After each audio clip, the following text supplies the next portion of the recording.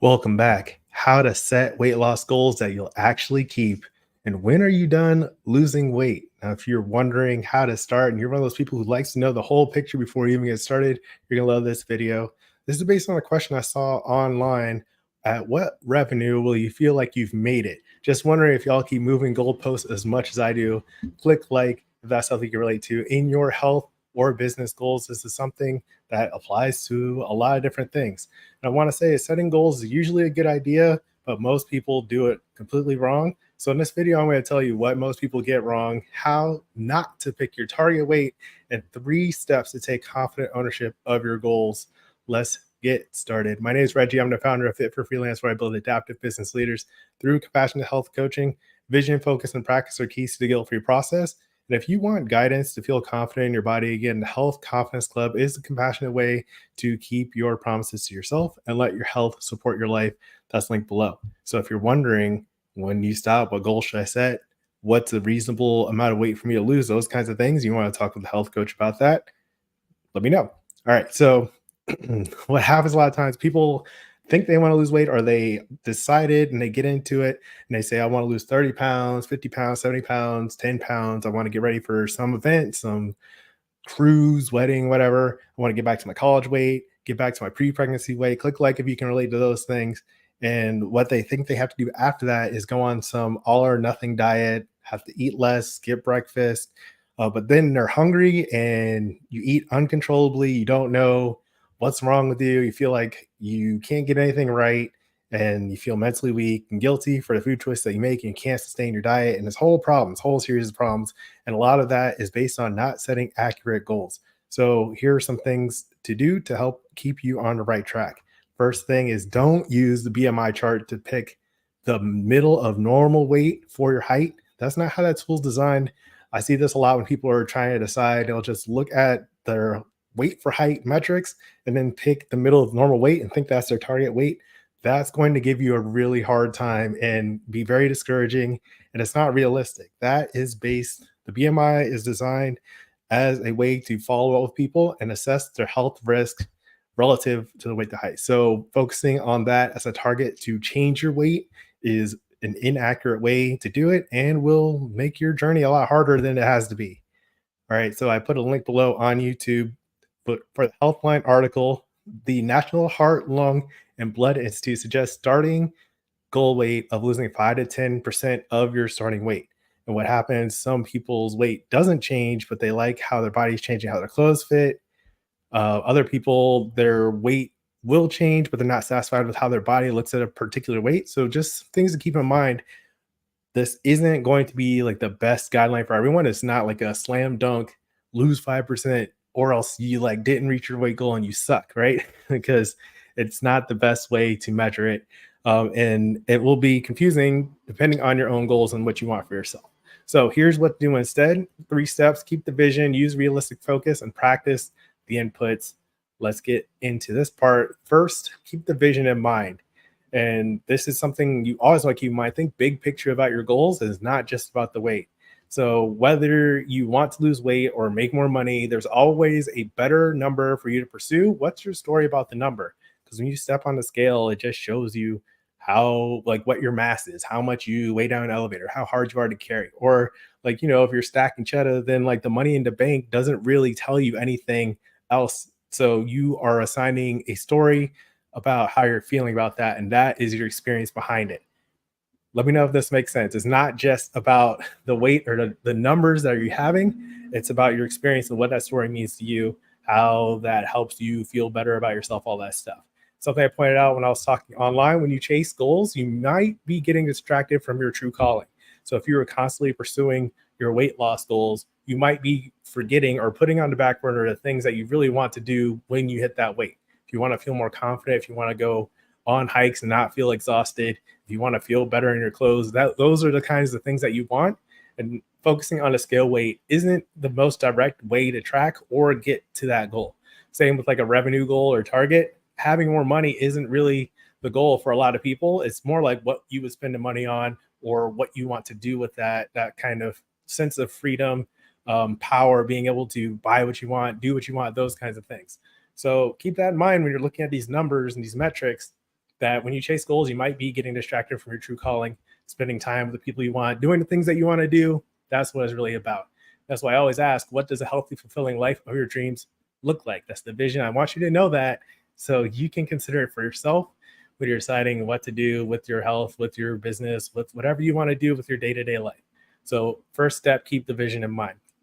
Second, use realistic focus. You want to make sure that you're using sustainable, realistic focus. Now, a good way to look at this, the Centers for Disease Control, CDC, also found that those who aim for steady and gradual weight loss are more likely to keep it off. So they recommend losing no more than 1 to 2 pounds per week. And that's a generalized rule of thumb that will work for most people when you're focusing on that. So over time, if you're looking at a 3 month span, you could probably lose about 12 to 24 pounds, depending on your starting point. So that's a good way to consider. However, scale weight changes don't always decline in a steady way. When you are making these changes, you'll sometimes hit plateaus. And then if you don't know, if you don't expect that, then you'll start to freak out. You'll be like, oh no, I'm doing all this stuff and nothing's changing. Your body's changing, but you don't always get the results on the scale. So keep that in mind when you're talking about a sustainable thing. So a lot of people get stuck when they think about losing weight as fast as possible and they're surpassing this goal, and then they burn out or they can't keep up with it. Then they start getting hungry. Then they start eating more than what's needed or not getting enough exercise, and then they'll get stuck. So focus on the 1 to 2 pounds per week, and that's like a 500 calorie deficit per day. But you don't even have to track calories. It's just something to keep in mind. It's going to be a gradual, sustainable change for your health. Third tip I have: practice the inputs.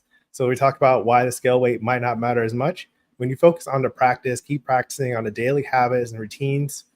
That's what's going to make the difference. So you can do things like focus on your number of workout sessions or number of walks per week, number of miles you've walked or run, whatever, during the week, number of days per week with 3+ servings of fruits and veggies, right? No more than X number of days per week eating deep fried foods. These are all things that are going to help. And this can be the process that you can put into place most days in order to lead the healthy, fulfilling life of your dreams. And you'll feel good when you do that, right? So this is how you can do it. You can lose weight without all or nothing diet, starving, obsessing over calories, all that, with the flexible food game plan link below, or we kind of go through some of these things about, how much you're getting active, how much water you're drinking, how often you're eating these less healthy foods that like you're not supposed to eat a ton of bacon if you're trying to lose weight. So if you put a cap on how many times you're doing that per week, that makes it easier to track. And that's how you can stay in practice with your health goals. Click like if that makes sense.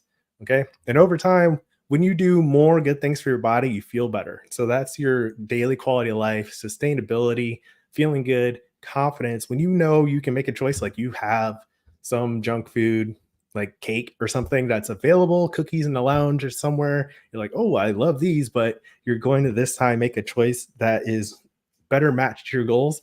Then you're in control of your food choices, and that's the ultimate confidence. And you're in charge of your health. You're taking confident ownership of that. So when you do that more often, you also feel more energized. You're in control, and it just feels good. Your body feels better and all that stuff. And coincidentally, your outcomes will be better too. You'll lose the weight and all that too. However, at some point, your scale weight won't matter as you lose whatever extra fat and as you build muscle from your exercise program.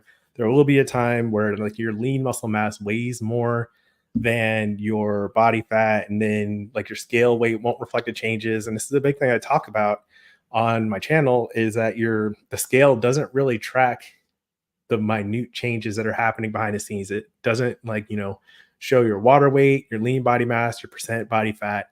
And so it's not a really good indicator of your progress. That's why we like to focus on those individual things. And another question: doesn't matter at all. Doesn't matter how easy you are to carry or all that stuff that comes with it.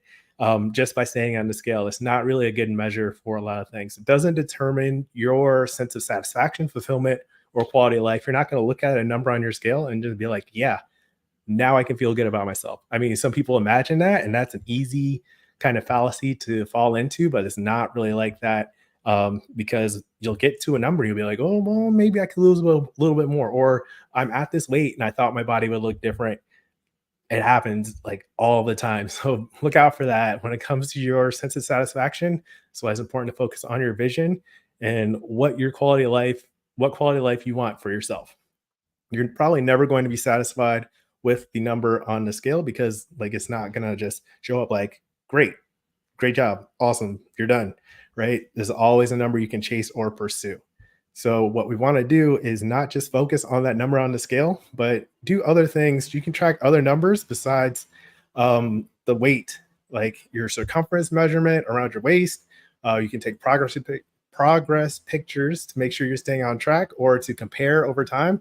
That's a good one because it's hard to look at yourself every day and see the changes and believe that you're making a difference. So if you have a progress pic at the same place, then you can see those changes gradually. You can also track your percent body fat, your lean body mass. You can journal how you're feeling, your energy levels, those kinds of things. Performance metrics. Are you getting stronger? Are you able to run faster, go farther without getting as tired or fatigued? These are other really good things to track. I'll put a link to a video that I made on other things to track. So those are the three things. Focus on, keep the vision in mind, use realistic focus, and practice the inputs. Let me know if those help you choose a realistic goal for yourself and your weight loss goals or any goals that you're setting that are based on numbers. You want to add context so you can keep it sustainable and realistic for you. Next, if you're feeling discouraged because your scale weight or appearance isn't changing as fast as you thought it would, I've got some effective ways to track your progress. Kind of went over some of them, but if you want a full video on that, effective ways to measure your weight loss journey, I'll put that video on this side. So leave a comment. Let's talk about it. Click like, links in the description below. As always, keep practicing. Peace.